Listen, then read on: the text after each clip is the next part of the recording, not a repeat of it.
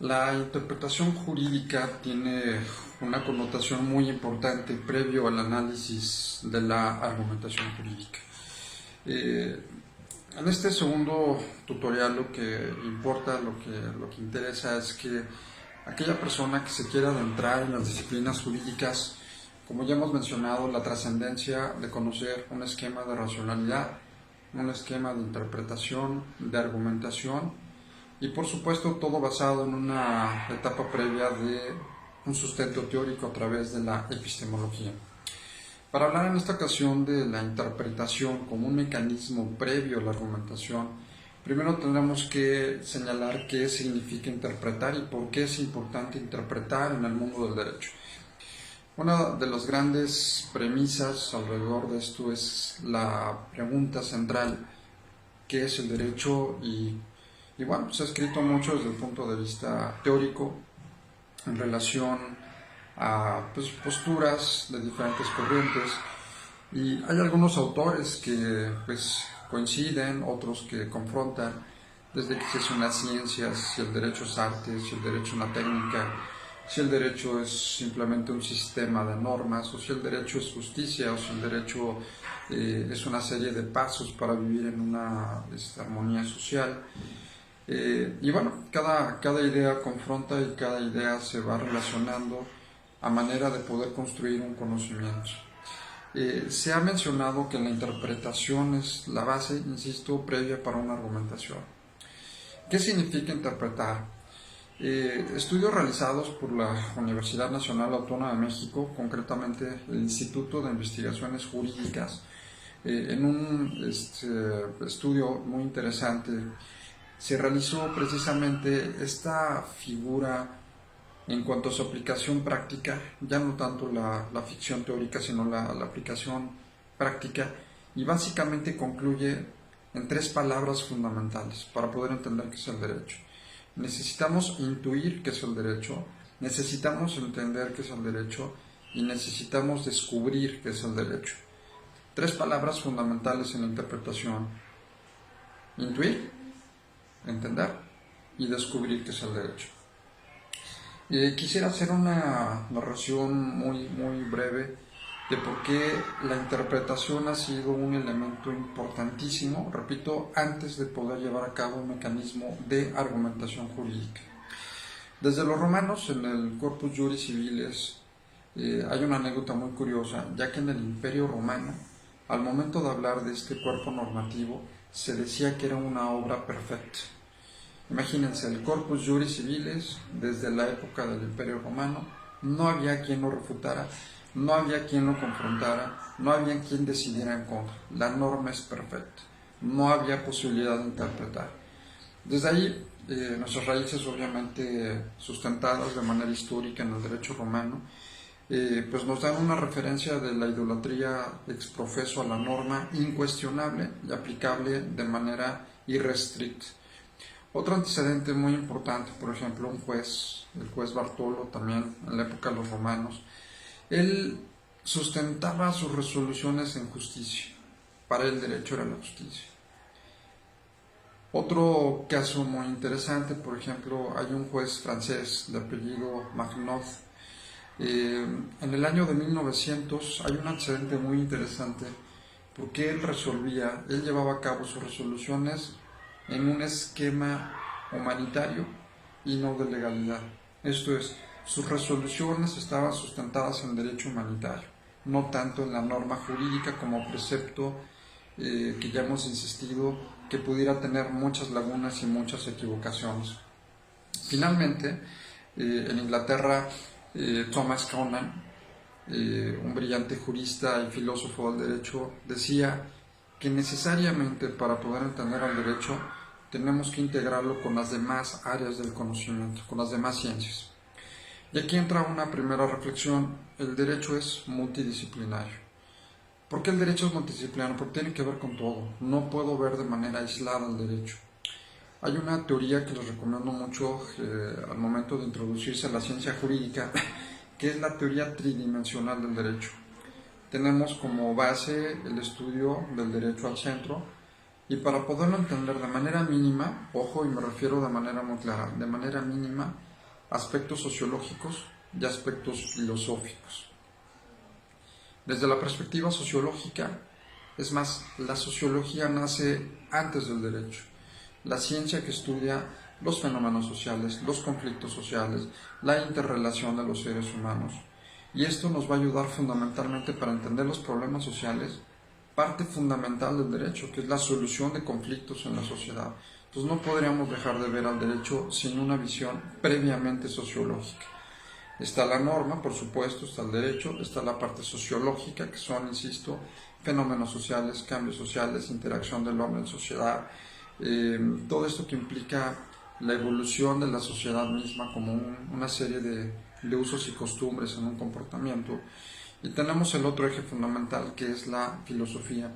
De la filosofía nace la racionalidad, que hemos comentado en el tutorial 1, la racionalidad de Descartes, por poner un ejemplo.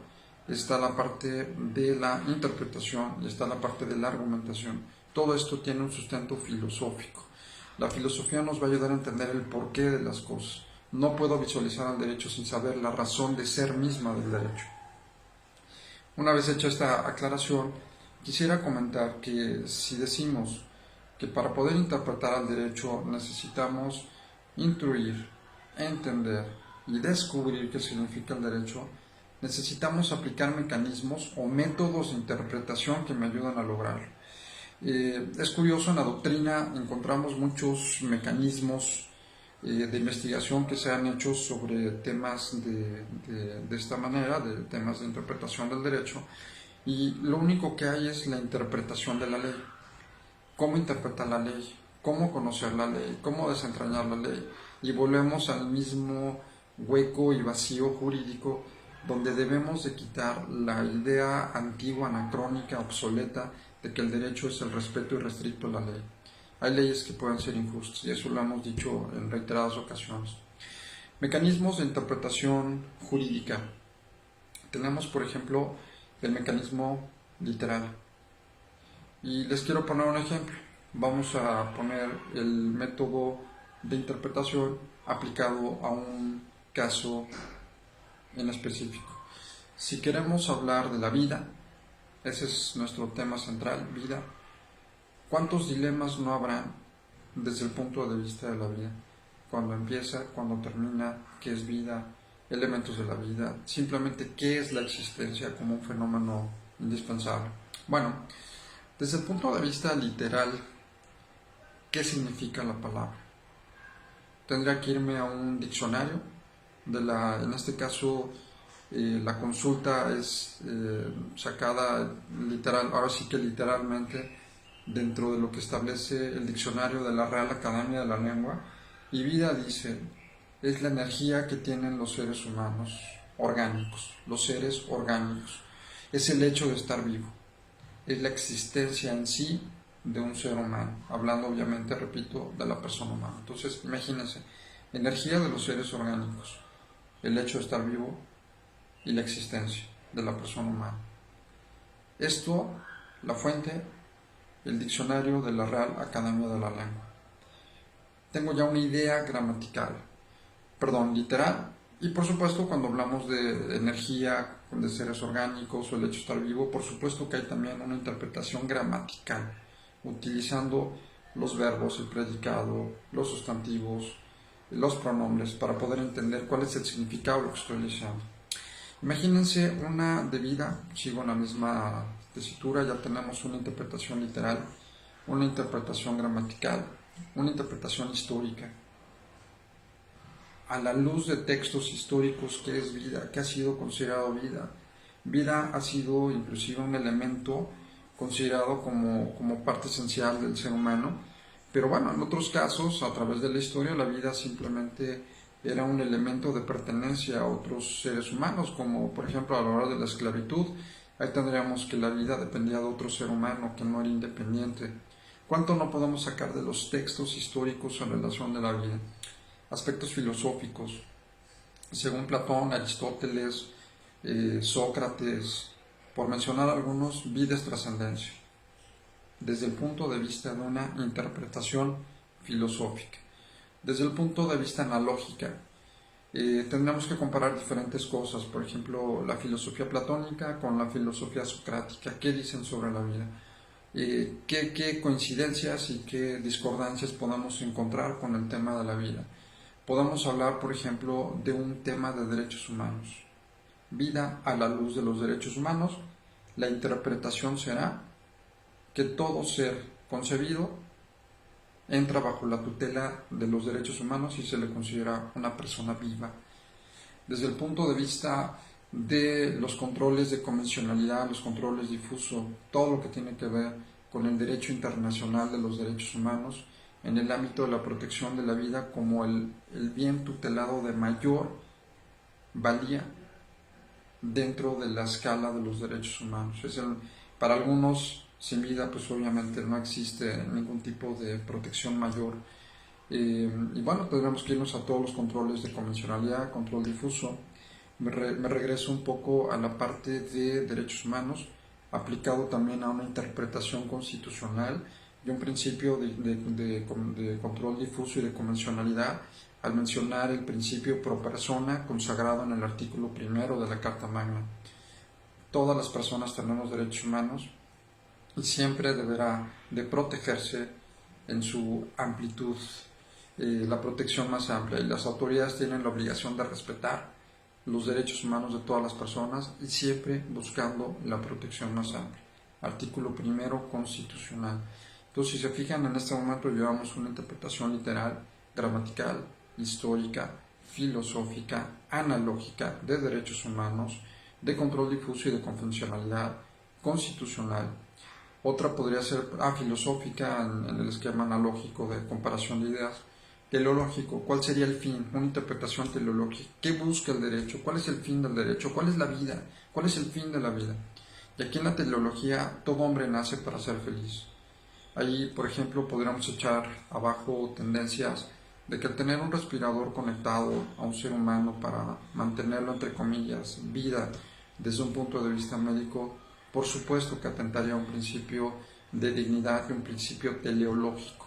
Ahí mezclamos temas de derechos humanos con temas de teleología, inclusive una interpretación a través de la ciencia médica. Y si ponemos un análisis exegético en relación a qué dice la norma respecto a la vida, concepción de la vida, podríamos hablar del Código Penal, del Código Civil, de algunas legislaciones que nos mencionan desde qué momento se considera la vida, ojo, desde un punto de vista estrictamente exegético que arranca la voluntad del legislador. Otro aspecto moral, ético, religioso, tres aspectos fundamentales sobre la vida.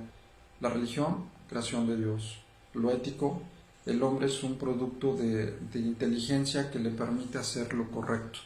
Desde un punto de vista moral, el hombre por naturaleza es bueno y tiene una autodeterminación axiológica que le permite actuar. Es un hombre que debe de llevar a cabo el respeto, la dignidad, valorar al ser humano, ser honesto, ser probo, ser prudente, ser tolerante, tener ese esquema de valor que me permita a mí actuar con misericordia y con otros valores propios. Y aquí estoy hablando de una interpretación moral, ética, religiosa.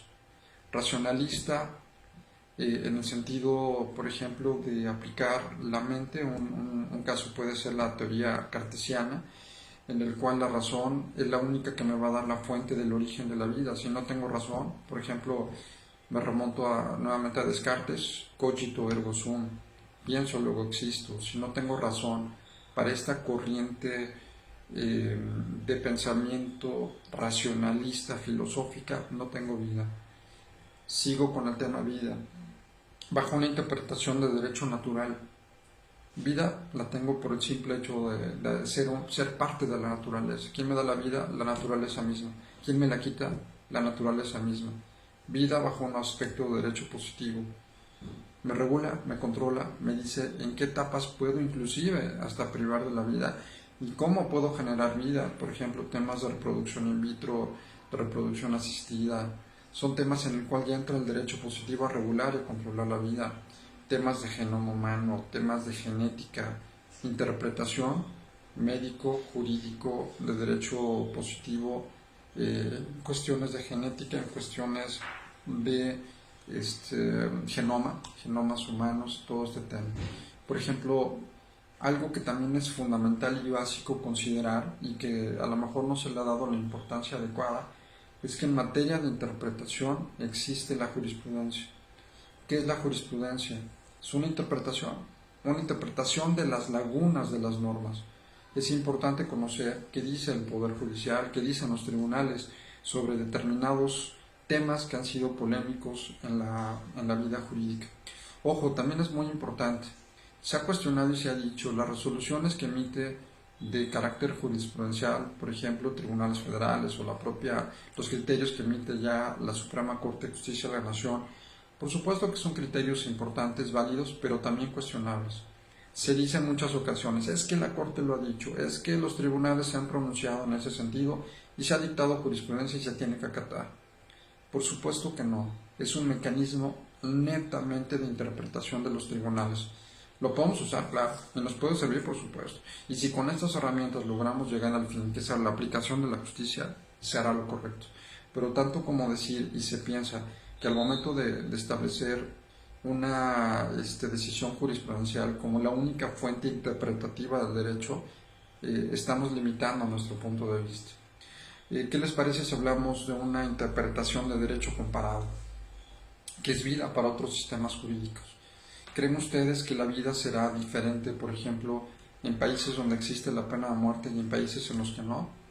La vida para muchos sistemas jurídicos en derecho comparado simplemente es una situación una situación jurídica que regula el Estado en un tiempo y en un momento determinado.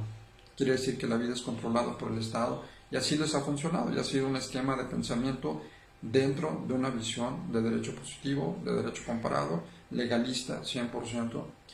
Y algo que no podemos dejar de tomar en cuenta como eje central de la interpretación son los principios generales del derecho: justicia, equidad, igualdad, bien común.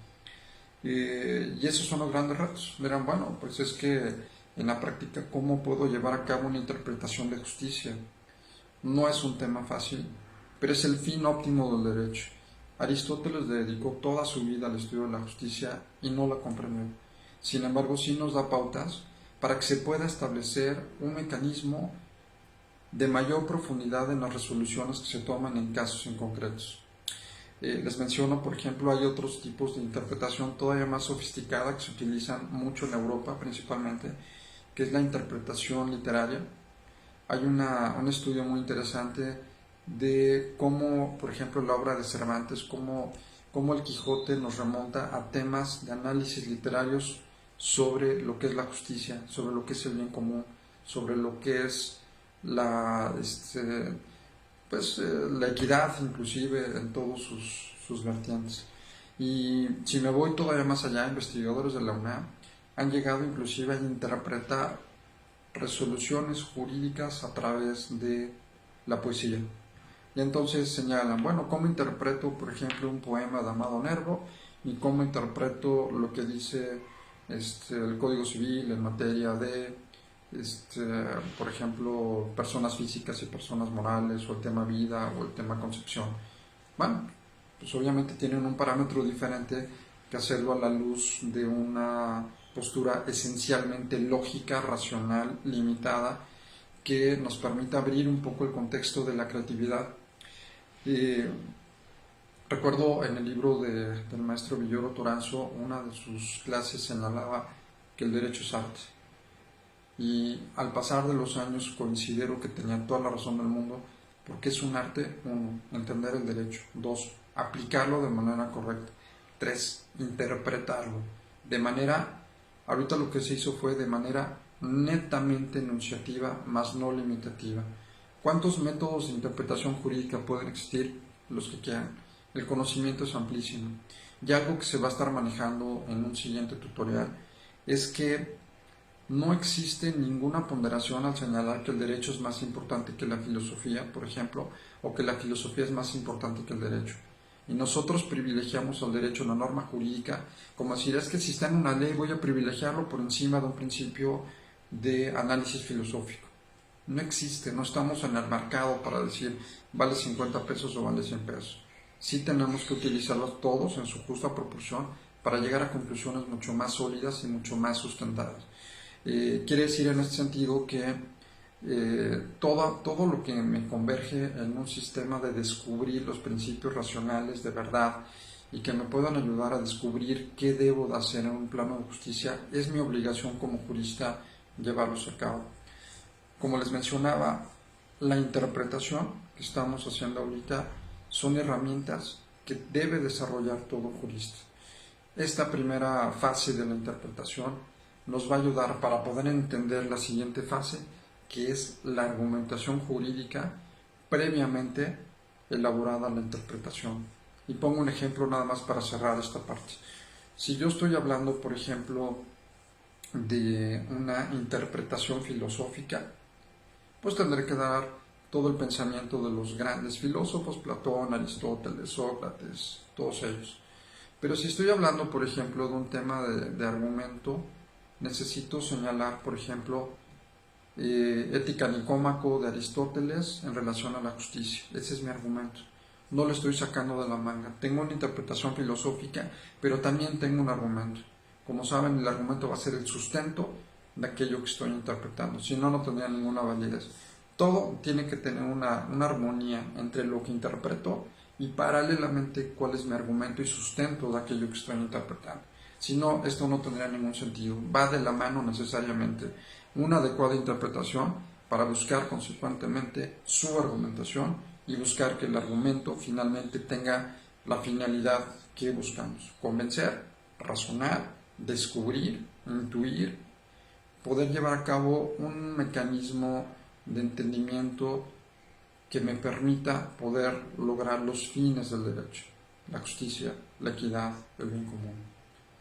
En esta primera parte, este es, digamos, un parámetro muy general de lo que es la interpretación jurídica, su trascendencia, y espero que haya servido simplemente como una guía para poder continuar en el mundo del derecho, en lo que el derecho requiere, que son personas que pensemos el derecho, no simplemente técnicos de la norma. Gracias.